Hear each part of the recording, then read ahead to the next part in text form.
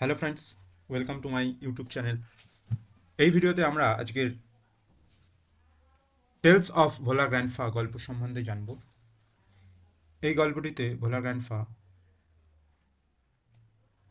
যে বায়োগ্রাফি রয়েছে সেটি সম্বন্ধে আমরা মূলত জানব। আর গল্পটি লিখেছিলেন মনোজ দাস, ইনি হচ্ছেন রাইটার। এই মনোজ দাস কে ছিলেন প্রথমত আমরা জানব, এখানে দেওয়া রয়েছে এ সম্বন্ধে। তো তার পরবর্তীকালে আমরা জানব যে ভোলা গ্র্যান্ডফা কে ছিলেন আর গল্পের বিষয়বস্তুটা কী। গল্পের বিষয়বস্তু সম্বন্ধে বলতে গেলে আমরা প্রথমে দেখব যে ভোলা গ্র্যান্ডফার সাথে ঘটে আসা যে সমস্ত আশ্চর্যময় ঘটনা ঘটেছিল সেটিকে এখানে লেখক তুলে ধরেছে। ভোলা গ্র্যান্ডফাকে লেখক খুবই কাছে থেকে দেখেছিলেন। তো তার সঙ্গে ঘটে আসা যে সমস্ত অদ্ভুত ঘটনা ঘটেছিল তার মধ্যে খুবই তিনটে, ফার্স্টে তোমরা দেখবে যে প্রথমে সে তার নাতিকে নিয়ে মেলাতে যাবে, কিন্তু মেলাতে থেকে ফেরার পথে তার নাতিকে সঙ্গে করে নিয়ে আসতে ভুলে যাবে। তো এটি একটি আশ্চর্যময় ঘটনা প্রথমে গল্পের শুরুতে আমরা দেখতে পাবো। দ্বিতীয়ত দেখব যে যে তিনি একটি স্বপ্ন দেখবে যেখানে কিনা ডাকাতরা কিছু সম্পদ লুট করে নিয়ে কোথাও, মানে একটি মাঠের মধ্যে লুকিয়ে রাখবে। তো এটি একটি, যদিও বা এটি কোনো বাস্তব ঘটনা নয়, তিনি স্বপ্নতে দেখার পরবর্তীকালে তিনি এবং তার যে বন্ধু বান্ধব রয়েছেন তাদেরকে জানাবেন এবং তাদেরকে দিয়ে একটি মাটিতে খনন কার্য চালাবে যাতে সে সম্পত্তিগুলো খুঁজে পায়। তো অবশেষে দেখা যায় যে সেখানে আদৌ কোনো সম্পত্তি ছিল না, এটি একটি স্বপ্ন মাত্র। কার না? ভোলা গ্র্যান্ডফা।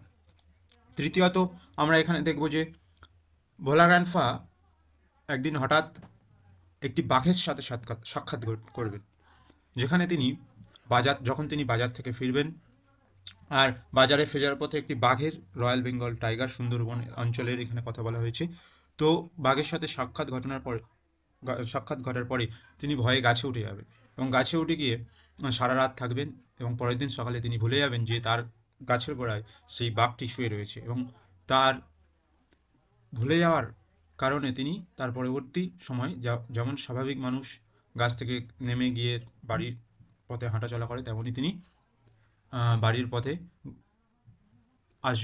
ফেরত আসবেন এবং আসার পথে সেখানে বসবাসকারী কিছু লোকের সাথে তার দেখা হবে, যেখানে তার ভোলা গ্র্যান্ডফাকে সে সমস্ত লোক জিজ্ঞাসা করবে যে কিভাবে তুমি আহ, ওই বাঘের সামনে থেকে পেরিয়ে এলে। তো এটি আরও একটি আশ্চর্যময় ঘটনা যেটি ভোলা গ্র্যান্ডফার সাথে ঘটেছিল। আর আরও একটি ঘটনা তোমরা এখানে লাস্টের দিকে দেখতে পাবে, সেটি হচ্ছে যে যে গল্পের আহ, গল্পের তে তার যে স্ত্রী রয়েছেন তিনি বলবেন যে তিনি হয়তো তার লাস্ট নিঃশ্বাস প্রশ্বাসটাও নিতে ভুলে গিয়েছে। তো এটি ঘটনার এখানে বিবরণ রয়েছে। তো এখানে আমরা যদি গল্পের লেখকের সম্বন্ধে যদি পড়ি, তো প্রত্যেকটি লাইন আমরা জানবো এবং তার মানে, মিনিং সম্বন্ধেও জানবো। তো এটি একটি ক্লাস 9-এর গল্প, তোমরা সবাই জানো। মনোজ দাস, গল্পের নাম Manoj Das, sorry, Bhola grandpa, tales of Bhola grandpa গল্পের নাম, লেখকের নাম মনোজ দাস। এই মনোজ দাস কে ছিলেন? মনোজ দাস ছিলেন মনোজ দাস, তার জন্ম হয়েছিল 1934-এ। Is an Indian award winning bilingual writer who writes in Odia and English. তিনি একজন ভারতীয় অ্যাওয়ার্ড উইনিং বাইলিঙ্গুয়াল, মানে দু ধরনের গল্প লেখেন, যে কিনা উড়িয়া আর ইংলিশে। ঠিক আছে? So he has written many novels, short stories, poems, travelogues, and articles on history and culture. তিনি নোবেল লিখেছেন, ছোট ছোট গল্প লিখেছেন, কবিতা লিখেছেন, ট্রাভেলগ মানে কোনো জায়গায় ঘুরতে যাওয়া সম্বন্ধেও লিখেছিলেন, আর হিস্ট্রি ও কালচারের সম্বন্ধে লিখেছিলেন। In this text is an edited version of the short story which narrates Vola Grandfa's hilarious adventures seen through the eyes of a young man who had known him closely. তো এই গল্পতে আমরা দেখব যে যে ভোলা গ্র্যান্ডফার একটা হাসি খুশির জীবনযাত্রা, হিলেরিয়াস অ্যাডভেঞ্চার, রহস্যময় ঘটনা যার সাথে ঘটে এসেছে। মানে কে দেখছেন? একটা ইয়াং ম্যান, রাইটার তার নিজের কথা বলছে, যে তিনি যে খুব কাছে থেকে তাকে দেখেছিলেন, সেটার ঘটনার এখানে লেখক বর্ণনা করছেন। The simplicity and forgetfulness of Bhola grandpa provides an element of humour on which the story hinges. বলছে যে ভোলা গ্র্যান্ডফার যে যে একটা সাধারণ ভুলে যাওয়ার ঘটনা, সেগুলি কিভাবে সবাইকে আহ, প্রভাবিত করেছিল, আর যার উপরে গল্পটি এখানে বর্ণনা হয়েছে সেটির সম্বন্ধেই লেখক এখানে উল্লেখ করেছেন। এবার আমরা নেক্সট পরবর্তী পার্টে যাব, যেখানে আমরা দেখব যে যেখানে আমরা দেখব যে যে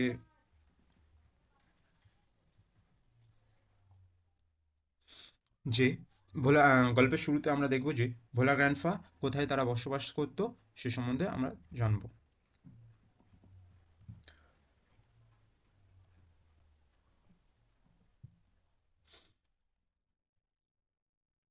গল্পের চিত্রে আমরা দেখতে পাবো যে Bhola grandpa and his wife lived at the western end of our village.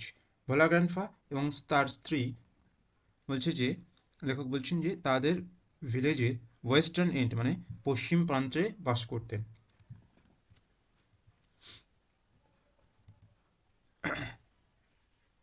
এবারে আমরা দেখতে পাবো যে যে a large bakul tree overshadowed their hut, একটা বড় বকুল ট্রি তাদের যে কুঁড়ে ঘর রয়েছে তার উপরে ছেয়ে রয়েছে।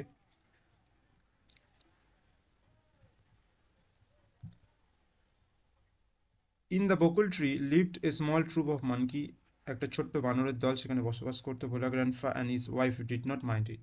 ভোলা গ্র্যান্ডফা এবং তার স্ত্রী এগুলি কি কিছুই মনে করতেন না। One moonlit night we were returning from a festivals, বলছে একটা জ্যোৎস্না রাত, মুনলিট মানে জ্যোৎস্না রাত, রাতের কথা এখানে তুলে ধরা হয়েছে, যে লেখকরা জ্যোৎস্না রাতে একটি মেলা থেকে ফিরছিলেন। তো the road was long and foggy, বলছে রাস্তাটা ছিল খুবই লম্বা এবং কুয়াশাচ্ছন্ন। ফগি মানে কুয়াশা।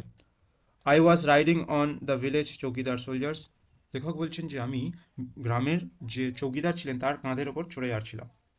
Suddenly Bhola গ্র্যান্ডফা late out a loud well, হঠাৎ করে ভোলা গ্র্যান্ডফা একটা জোরে চিৎকার চেঁচামেচি করে উঠলেন।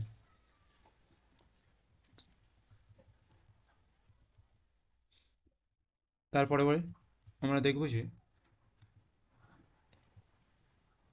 আচ্ছা, everyone in our party was surprised, বলছে আমাদের পার্টিতে যে যে সমস্ত লোক ছিল তারা সবাই অবাক হয়ে গিয়েছিল, সারপ্রাইজড। উই হল্টেড, আমরা দাঁড়িয়ে গেলাম। হল্টেড মানে দাঁড়িয়ে যাওয়া। Inquiry revealed that Bhola grandpa had taken his grandson to the festivals, তদন্ত করে জানা গেল, জিজ্ঞাসাবাদ করার পরবর্তীকালে জানা গেল যে ভোলা গ্র্যান্ডফা তার নাতিকে নিয়ে মেলাতে গিয়েছিলেন। He had tightly held on to the fingers to fingers of the boy, তিনি তার নাতির হাতের দুটি আঙুল শক্ত করে ধরেছিলেন। He did not realise when those fingers slipped out, তিনি বুঝতেই পারলেন না কখন সেই আঙুলগুলি ছেড়ে বেরিয়ে গিয়েছে। ডিড পাস্টের ফর্ম বোঝাচ্ছে, does do did do did does যে সমস্ত ব্যবহার আমরা দেখি তারই ব্যবহার এখানে করা হয়েছে গ্রামারে। Bhola grandpa was continuing as before, বলছে যে ভোলা গ্র্যান্ডফার তার নাতির হাত ছেড়ে যাওয়ার পরবর্তীকালেও তিনি যেমন হাঁটছিলেন তেমনই হেঁটে চলেছিলেন। দেন সামওয়ান আস্কড ভোলা গ্র্যান্ডফা, মানে তাদের দলের মধ্যে একজন ভোলা গ্র্যান্ডফাকে জিজ্ঞাসা করলেন যে হোয়াট হি ওয়াজ গ্রিপিং, যে কী তিনি ধরেছিলেন। তো হাত থেকে ফসকে যাওয়ার পরবর্তীকালেও তিনি তার হাতটিকে কাউকে এমনভাবে নিয়ে চলছিলেন যেন কাউকে তিনি ধরে রয়েছিলেন। তো সেই জন্যে তাদের সঙ্গে উপস্থিত যে সমস্ত লোক ছিল তাকে জিজ্ঞাসা করলো যে তিনি কী ধরেছিলেন। হি remembered his grandson and let out a loud well, তিনি মনে করলেন যে তার নাতি তার সঙ্গে ছিলেন এবং লেট আউট চিৎকার চেঁচামেচি করে তুলেন, let out a loud wail. My father chose to serve eyed man from our party to go back with Bhola grandpa to the festival.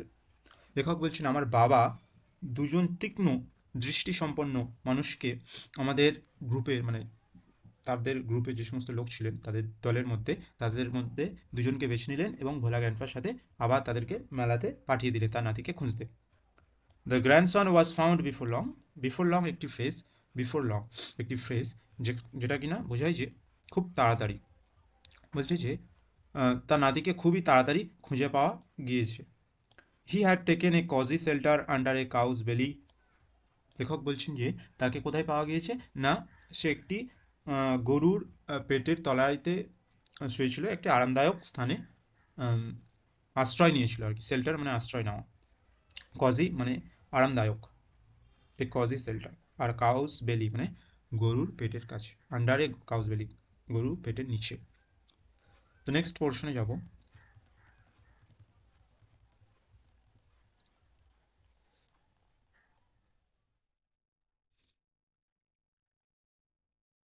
এটি একটি প্রথম ঘটনা যেখানে ভোলা গ্র্যান্ডফা